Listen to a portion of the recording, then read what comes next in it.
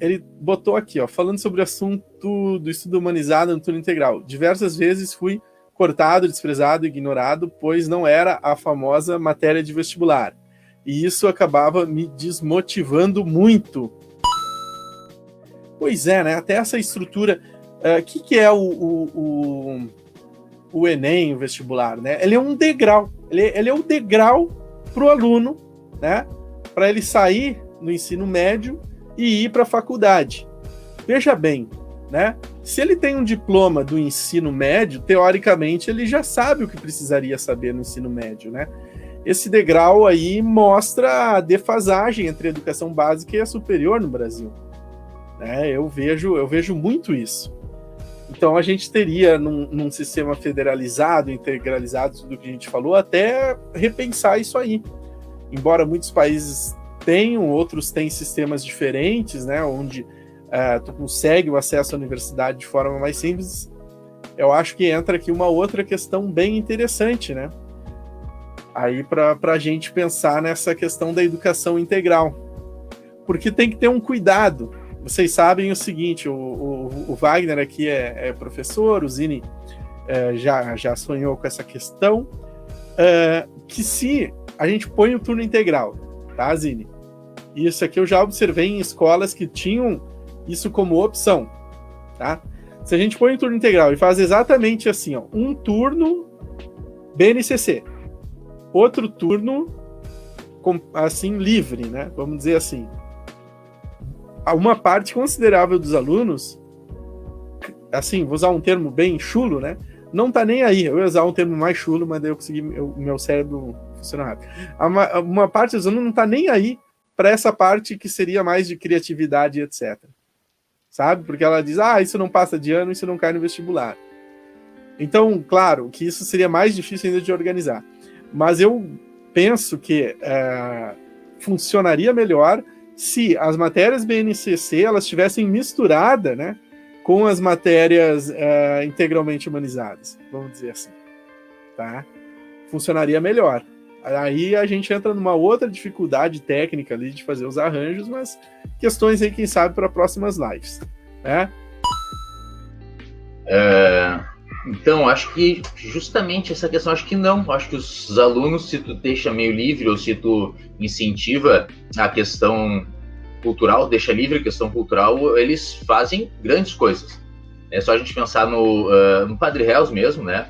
A gente vê o quanto atrai as pessoas o Festival de Arte e Cultura, né? Quando a gente fazia um pagodinho ali no intervalo, o quanto reunia de alunos, os slams que a escola organizou atraíram sempre muitos alunos, então eles gostam, eles refletem, né? Só que muitas vezes não tem esse espaço, né? A gente vai fazer uma questão cultural e o professor, não, isso aí é coisa de vileiro, isso aí, não, pagode aqui, funk aqui, não. E aí o aluno acaba não compreendendo a questão, a profundidade daquilo ali na qual ele se espelha, né? E eu acho que isso tem a ver, de novo, com a ciência, né? Eu acho que isso faz parte do desenvolvimento. Eu acho que tinha um colega nosso, o Fábio, né? Que trabalhava com arte, que tinha um projeto sensacional.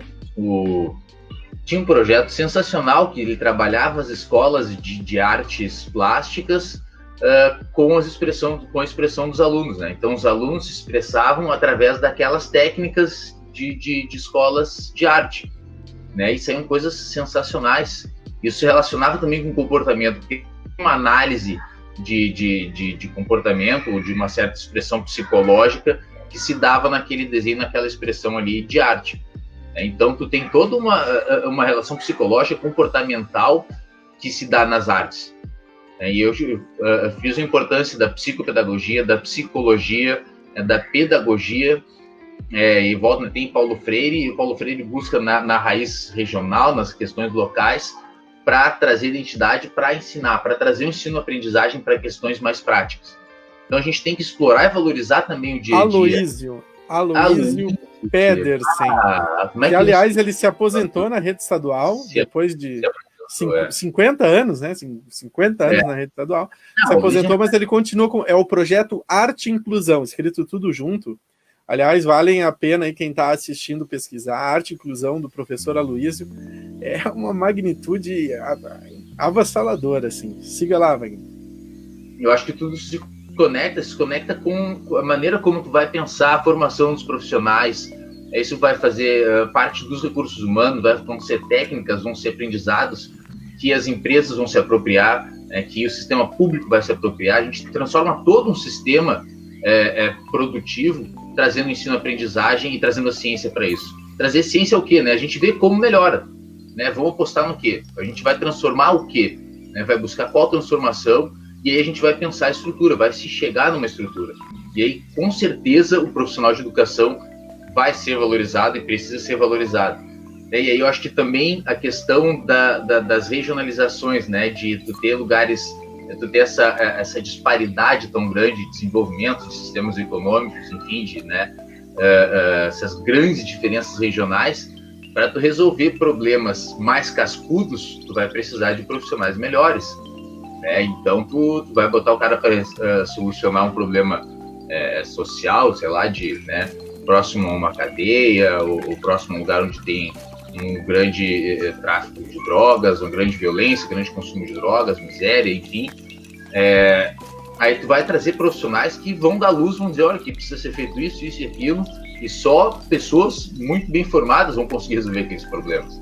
E aí a gente, aí o cara que joga o jogo jogado, ele está fazendo o simples, está dando aula no ensino médio para a classe média alta, que viaja a cada 2, 3 anos para o exterior, que faz curso de inglês se alfabetizou fazendo curso de inglês, já tem toda uma questão cultural próxima daquela que tu foi ensinado para lidar na faculdade.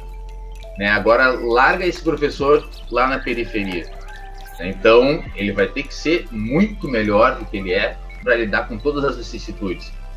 E aí a gente, claro, e aí esse professor pesquisador, eu acho que tu frisou uma coisa muito importante, Fábio, que é o professor fazer pesquisa, que é esse lidar com o dia a dia, se transformar, um banco de dados dinâmico que abasteça a universidade, que abasteça a pesquisa, que faça parte de uma rede de comunicação que vá fazendo um melhoramento do sistema. Então, tu tem que ter essa expressão do professor, é muito importante fazer pesquisa. E a ciência, ela faz parte desde o início, o aprendizagem, o ensino-aprendizagem, a melhoria do sistema, e isso é uma coisa que pode e deve se espalhar para os outros sistemas do Brasil. Assim, como eu disse, a empresa pública vai se apropriar desse ensino-aprendizagem, de como lidar melhor, como ensinar melhor, como fazer curso, como usar uma pedagogia para adultos, tudo isso o sistema privado vai se apropriar, a gente vai vender isso daí, a oferta de serviços, de formação de mão de obra, a relação tecnologia com a relação social, isso daí são serviços e são know-how, são um saber fazer, que o Brasil pode ter uma vanguarda mundial no lidar institucionalmente com a diversidade. A gente lidar com isso, a gente vai trazer ciência, a gente fez isso, fez aquilo, fez técnicas assim assado, e aí, naturalmente, a gente precisa, naturalmente não é óbvio que não é o natural, mas partindo desse princípio, a gente consegue pensar a valorização do professor, o quanto ele vai mudar o país. Então, qualquer reforma de infraestrutura na relação produtiva, vai atravessar o campo, vai atravessar o país, vai fazer parte de um corredor bioceânico, que é ligar o Pacífico ao Oceano Atlântico, pelo meio do território brasileiro. Isso também vai passar pela mão do educador, porque ele vai ter um conhecimento regional, ele vai ter uma aplicação regional que muitos profissionais não vão ter, porque eles estão bem mais setorizados. Então, tu vai ter uma visão regional, tu vai ter um mapeamento dinâmico regional que depende do educador. Então, tu coloca as pessoas no centro da política. Assim, colocando quem lida com as pessoas no centro, não no centro, mas na tomada de decisões de como as reformas físicas, regionais, enfim, vão ser feitas. Então, o sistema tributário, ele também depende de se conhecer isso. Também depende de se conhecer microeconomia, economia local, economia regional, de como pensar essa relação com o território continental e com as cadeias globais de valor. Então, como que tu lida com isso, passa pela educação. A gente pensar a estrutura tributária sem pensar na formação dos profissionais, sem pensar no papel da economia interna e na economia externa, é continuar fazendo reforma que vai continuar não dando certo, né?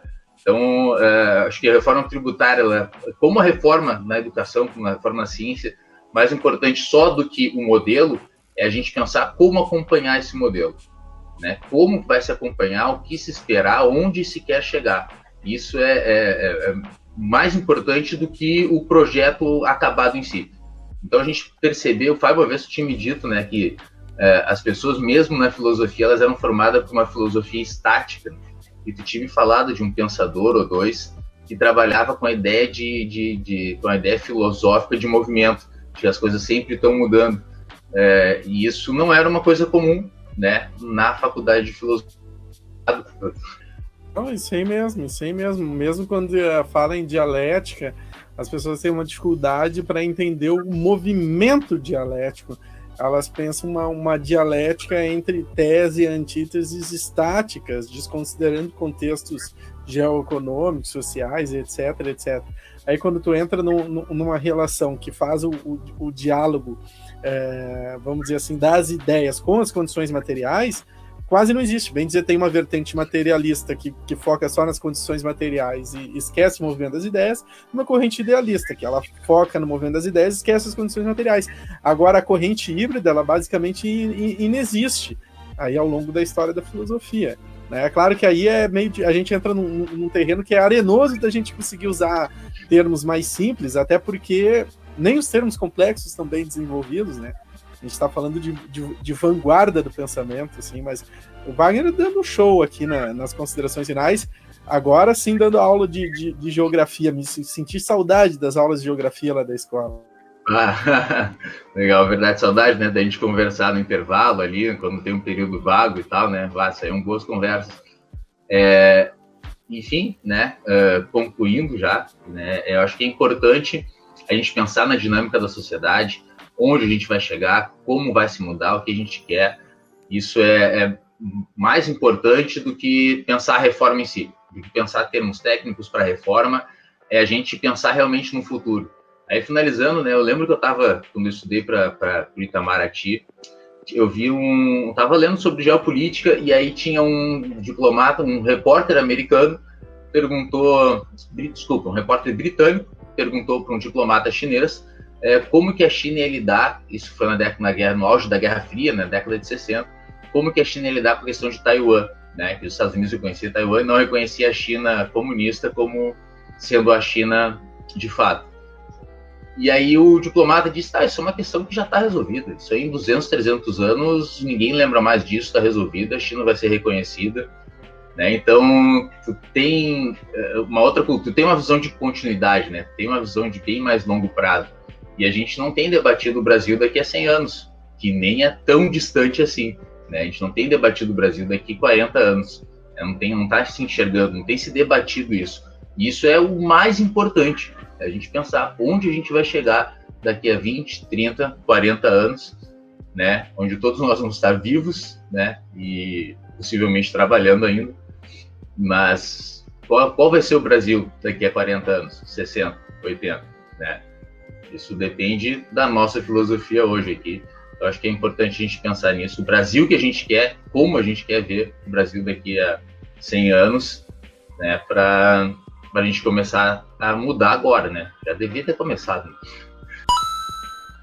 Só das falas de vocês a respeito da questão do turno integral e como aproveitar esse tempo, e conectado com a questão dessa lógica do Enem ou do vestibular, que muitas vezes a preocupação é o conteúdo e não propriamente a vivência ou a formação do cidadão, né?